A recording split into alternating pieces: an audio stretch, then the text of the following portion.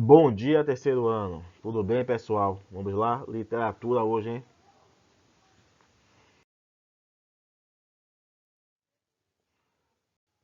O nosso conteúdo de hoje está na página 89, Vanguardas Europeias.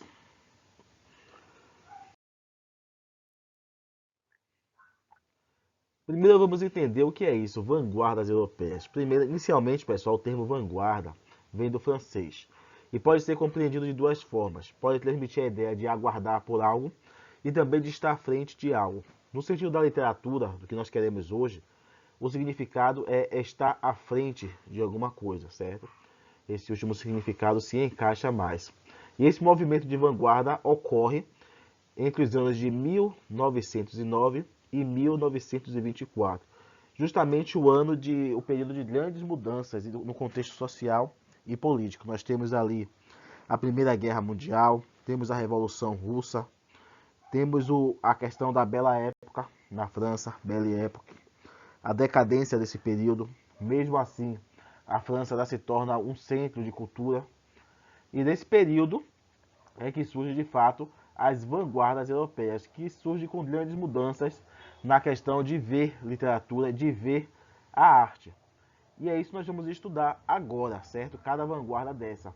Essas vanguardas são como pequenos movimentos literários e que surgem com grupos de autores e artistas que são influenciados por uma mesma linha de pensamento e que vão servir de base para o modernismo. Quando estivermos estudando o modernismo, vamos perceber que, por exemplo, um autor como Mário de Andrade, ou Oswald de Andrade, se apegou à ideia de uma certa vanguarda e produziu a sua obra conforme as ideias daquela vanguarda. Isso dentro do modernismo. Então, o modernismo é um movimento muito mais amplo, um movimento maior e que vai aparecer traços de vanguardas a depender do autor. Por isso é importante compreendermos as vanguardas para que possamos entender por que aquele autor escreve daquela forma, por que aquele autor evita fazer certas menções.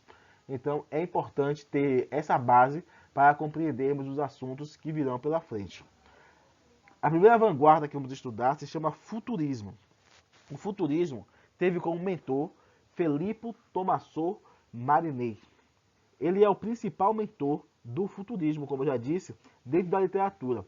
Entre as mudanças que ele propõe é a abolição de advérbios, olha só, hein?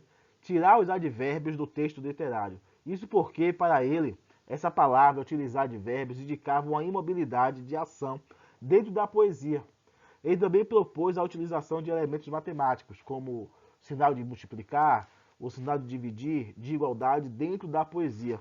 E também ele queria que reduzisse ou até mesmo parasse de usar os sinais de pontuações dentro da poesia. Além disso, ele queria que os autores escrevessem com tamanhos variados de letras, certo? Letra maiúscula, minúscula, letra média, letra minúscula, bem minúscula mesmo, a mini letra, dentro daquela poesia. Então a ideia do futurismo era justamente utilizar esses elementos e essa modificação no vocabulário das poesias.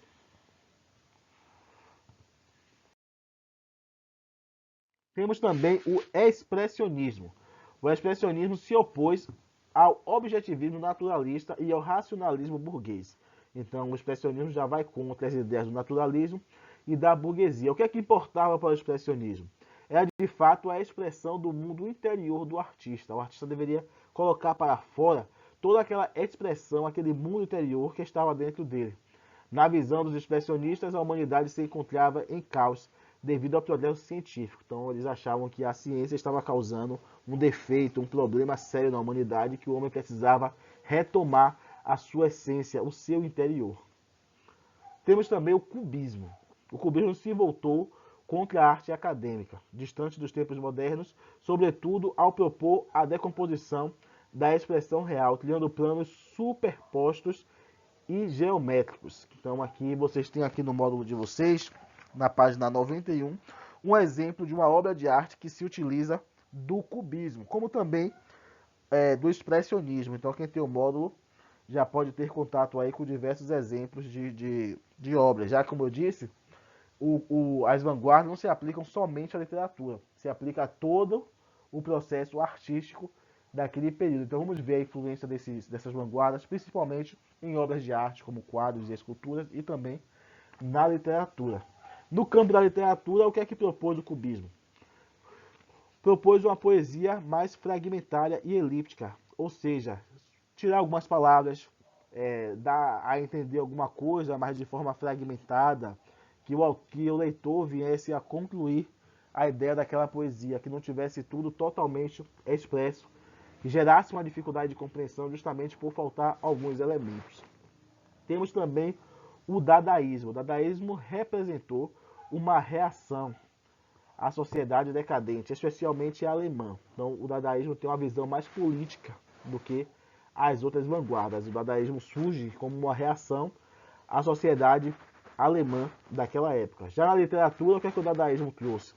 Trouxe uma escrita automática, que consiste em escrever sem qualquer preocupação lógica. Veremos autores brasileiros que fazem uso do dadaísmo mais para frente, ao invés de pegar, refletir e se preocupar com o que vai escrever, o dadaísmo propunha que o autor, sentasse diante de uma folha de papel e utilizasse de toda a sua espontaneidade, de forma automática, sem se preocupar sequer com a lógica para compor a sua poesia. Por fim, temos o surrealismo.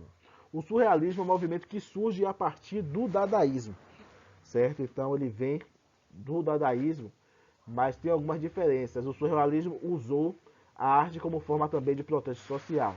Na visão dos surrealistas, deveria se elaborar um plano primeiro interior do ser humano, de modo a resgatar um homem primitivo em sua essência e a partir daí construir um ser humano e uma nova sociedade livre. Então buscava a questão mais natural do ser humano, o homem primitivo, se libertar de todas as amarras que a sociedade criou, para que você pudesse resgatar aquele instinto interior do ser humano, para que daí então ele viesse a produzir algo tão natural e primitivo que seria realmente verdadeiro, seria tão real ao ponto de ser surreal.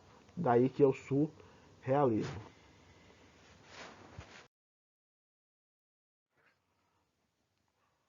Como eu disse, esses conhecimentos são importantes, foi estudado de forma rápida, com o objetivo de não acumular muita coisa, certo? A ponto de depois confundir. Ainda teremos alguns assuntos, teremos modernismo em Portugal, justamente com Fernando Pessoa. Depois teremos Semana de Arte Moderna no Brasil. Então temos bastante conteúdo ainda, já tivemos bastante poesia de 1930. Então espero que estejam acompanhando. Está sendo estudado de forma breve, mas com os pontos principais sempre em destaque, destacando sempre os elementos principais, aqueles que vão levar vocês ao entendimento, certo? Atividade para casa, página 94, 95 e 96. Tá bom, gente? Qualquer dúvida, podem falar comigo, eu estou à disposição. Tchau, tchau. Até a nossa próxima aula de redação amanhã.